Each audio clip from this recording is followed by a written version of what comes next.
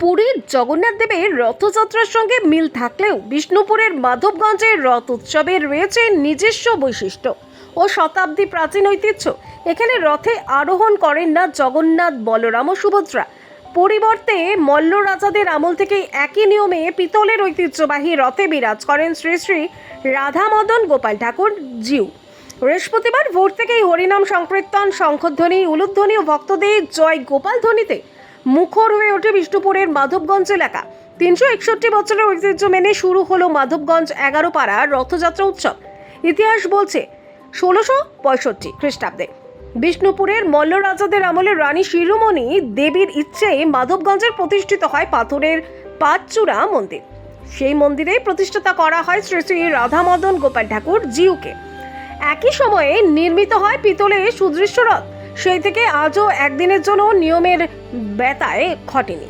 প্রতি বছর রথযাত্রার সকালে নির্দিষ্ট শুভক্ষণে মন্দির থেকে হরিনাম সংকীর্তনের মধ্য দিয়ে বিগ্রহকে এনে পিতলের রথে প্রতিষ্ঠা করা হয়। পূজা, আরতি ও নানা মাঙ্গলিক আচার সম্পন্ন হওয়ার পর ভক্তদের জন্য খুলে দেওয়া হয় রথের রশি। হাজার হাজার মানুষ এই রশিতে টান দিয়ে নিজেদের ধন্য মনে করেন। শুক্রবার সকাল 5:20 নাগাদ মন্দির থেকে শুরু হয় শোভাযাত্রা।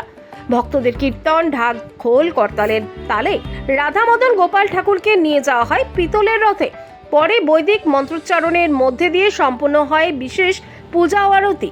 এরপর সাধারণ মানুষ, ভক্ত ও দর্শনার্থীদের রথের রশিতে টান দেন। সকাল থেকে মাধবগঞ্জ ও সংলগ্ন এলাকায় উপচে পড়া মানুষের ভিড়।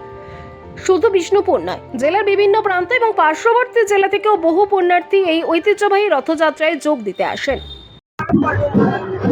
বছরের মতো এবছরও 11 পাড়ার রথ মানে ভারতবর্ষে 11 পাড়ার রথ মানে একটা বিখ্যাত রথ।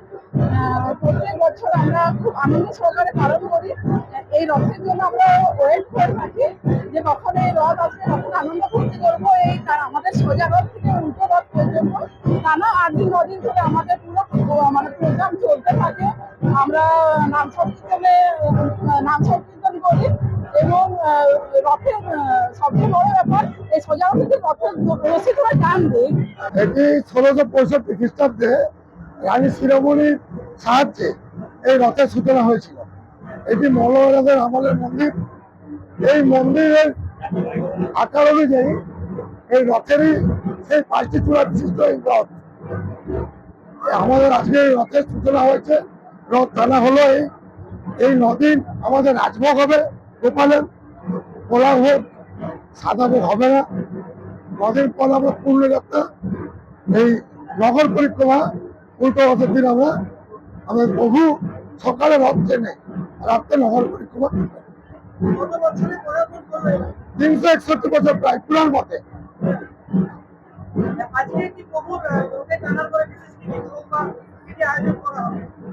আয়োজন বলতে প্রতি বছর নেই, এবছর আমাদের প্রভুর ভোগ থাকছে পোলা ভোগ, যেটা বছরে একবারই হয় নদী।